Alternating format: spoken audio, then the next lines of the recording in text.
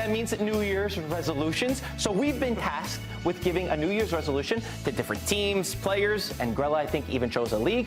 Nigel is with us as well. Do you have a New Year's resolution? I don't have a New Year's resolution. It would be nice to just introduce me from the start, but it's okay. I didn't start the show. Wow, but fuck the poppy. The viewers know who you are. You need no introduction. That's true. Look at that. Look at that. 11 goals in 139 They don't make them like that anymore. for West Ham. They definitely don't make them like that anymore. Age like fine wine, too. 100%. About a goal every 11 games. Solid for defensive midfielder. Not bad. Matteo, you're going to kick us off, and you've been tasked with Fiorentina, I believe, right? Yes.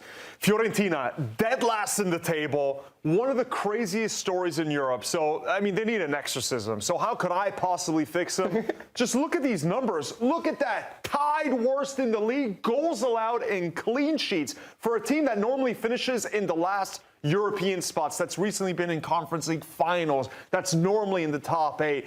So the first thing is you have to improve the defense. And there's been some murmurs, maybe someone like Radu Dragushin, who hasn't had the best time at Tottenham. He was a former Juventus and Genoa center back. I think that the first place they need to look at is the center back position. So the New Year's resolution, you have to go to the transfer market. There's a few players that I think are on the way out. Amir Richardson, Hans-Nicolas Cavilla, some of the players that haven't really worked. I mean, you could say really the entire team hasn't worked this season. They just signed Manor Solomon, who was formerly at Leeds. He was great at Tottenham. Yeah. Very tricky winger. Italian fans, you might remember from the Italy-Israel World Cup qualifier where Manor Solomon was probably the best player on the pitch. So hopefully he's someone that can come in and give them a bit of dynamism, which they need. But I'd say the center back position, they need to change something there.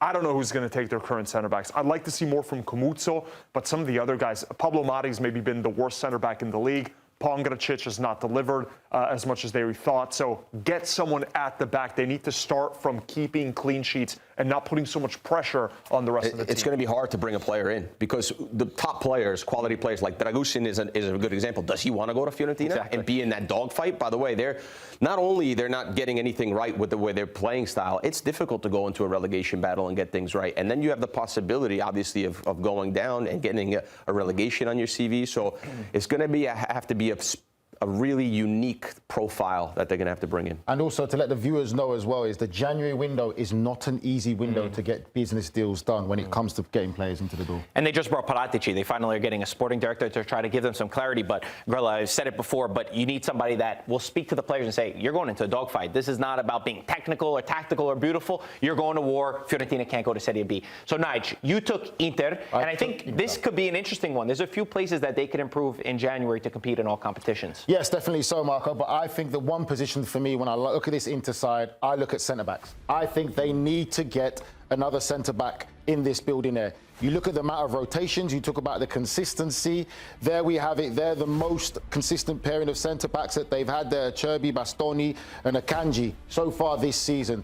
I really like Bissac. I know some people are not sure on him yet. Cost Inter too many games and too many points. I think he's a young player that needs to play. That's the only way he's going to learn the game. And also, you look at Cherby being linked with a move outside of Serie A to link up with his old manager in the Saudi Pro League. So for me, I would say I've got two recommendations that I will go for. One of them is Calvin Bassey at Fulham. And the other one is the young 22-year-old centre-back at Sassuolo, Muhamovic. I apologise, but Muhamovic, 22-year-old, got experience in playing in Serie A, playing at Sassuolo. We talk about young players getting game time. I think he'll be a good one. Calvin Bassey, for me, is a more seasoned player, playing in the Premier League, 26-year-old, Nigerian international. So he'll probably have more experience over Muhamovic. So I think, for me, these are two good players to go into that Inter side to solve the problem defensively for me, make them a bit more solid and to be able to compete in all the competitions. Can I flatter you for a second? I think they would also need a prime Nigel Reo-Coker. Barella's been on a downhill spiral probably the last year and a half. It's not the vintage Barella. Frattesi's not part of the plans. I think they're looking now to send him off. They need another guy there that can just do a little bit of that physical play in the midfield because Frattesi's not the answer. Barella needs some rest, I think, and they need some alternatives there, Marco. It's interesting that you guys have said two different positions, and I was going to choose Inter actually as my resolution, but then I knew you chose it, and I was going to go right wing back because I think they need a Dumfries replacement. He's going to be out for 2 to 3 months. There's a big drop-off on Inter. They're always playing to the left side. side. And I went back and I looked at the games that Inter slipped up last year. They went through a period where they lost to Milan in the Coppa Italia, they lost to Bologna, and they lost to Roma, all 3 games in a row. Dumfries wasn't part of any of those games. So they need to get maybe Cancelo over the line or somebody else in a right wing-back position. But you know what you do? You start from the back and work your way up. Okay. So right now you solidify the back, and then you work into midfield. So then in the summer window, you can go into that midfield and work your way up. They should have did this in the summer. You look at what they have striker-wise, stacked enough to compete in all 3 competitions. Midfield-wise, I understand what you're saying. He's talking about a true number 6, right? They do have 6 midfielders that are probably the best midfield in Europe, and they have really good replacements as well. All those guys are really good. Sucis, Fratesi on the bench, Mkhitaryan, Barella, Çalhanoğlu, obviously. So many good options from that. But the back. The back line is the obvious one.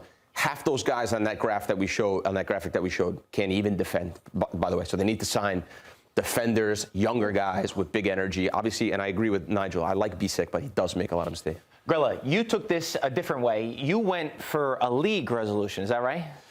Yeah, we went for a league resolution. This is the league we love. This is the league that we grew up watching. This is the league that we're, honored enough and lucky enough to cover. And we believe it's one of the best leagues in the world.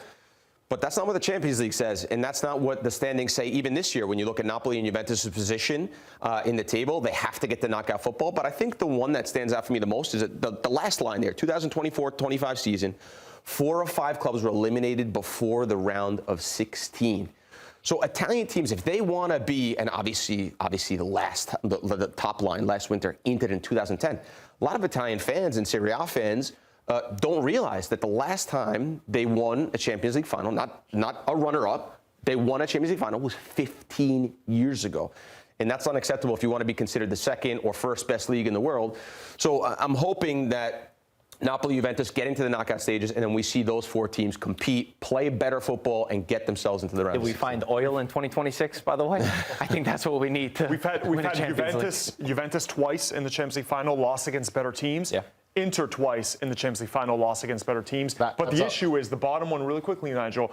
The 4 out of the 5 teams that didn't make it to the round of 16 lost against worse teams, right? They lost games that they were actually favored in the Italian teams. So that's where you look at it and say, right, PSV. we don't have to win in the Champions League final against teams that are better than you, but at least get into those deeper stages. And you also, if you don't win a Champions League final, you don't have to lose them 5-0 either. You could lose them 2-1, 2-0 would be helpful. So I went with something that benefits the Italian national team and will also benefit Juventus and benefits the player himself. This is a win-win-win. Federico Chiesa, a return to Juventus. I can't believe we're still hung up on this guy, and I can't believe that the man is still at Liverpool. He's been, for me, very disrespected by Arne Slot in terms of when he's needed to play. He hasn't been given the time that I think that he's deserved. But Juventus also are desperate for something in the attack. We've said it millions of times. A lot of their chances come from individual brilliance. The number that scares me the most is the first one, Nigel. Goals. They're ranked 5th in goals scored. And we're talking about a team that needs to finish in the top 4 or wants to compete for the Scudetto with Luciano Spalletti. Does he get into the team? Where's Chiesa play? Of course. Does Chiesa get into the team? Of course Chiesa gets How into the team. course? Really? Yildiz, Openda, Vlahovic, plays out of David, position. and Chiesa. He plays as a natural crosser. Hold on. Spalletti, when he was a coach of the national team, said, Chiesa will play wherever I want. They said he is the only world-class player that we have in Italy. He compared him to Sinner, the tennis player that's #1 in the world. Do we really think that? Of course he would play for Luciano Spalletti. We think Chiesa's world-class. How telling is that? That's what his coach said. But I didn't say what his coach says. You don't care what his coach says. That watches him every week. Marco, come on. We know what a world-class player is. I'm telling you the words of Luciano Spalletti. He might be world-class in training, but his career tells a different story. Okay, and he needs to play. Also, he needs to play. This is our opportunity what Matteo to play. brings up, the other issue is they play with 3-back, center-back system, so they have wing-backs that are wide. So they're asking Yildiz and Conceição to come inside a little bit more. We've seen him try to play as a wing-back under Allegri, and we've seen him also try to play as one of those forward positions in more central areas. And it's not his best. He is a better player as a 4-3-3 and a winger. I mean, we're talking about what's better for Juventus, right? I'm talking about all of it. Yeah, I'm not sure. Juventus need a player in the attack. I would love to see Federico Chiesa back. Chiesa's way better than Conceição. They have Conceição and Chegrova in the right wing. Why are you guys not putting more emphasis on Chiesa to come out and say something? And then he's at Liverpool. He's been used as a bit of a super sub. He's not playing, like you said. But that's a worrying thing if you think he's that good that he's not even getting into the Liverpool side to get a run of games. he needs to come out and say He was something. never going to He needs play for decide he's- Liverpool, and I think he understood that as well. He was signed for 14 million. Mo Salah was there. They have big players. They have massive budget.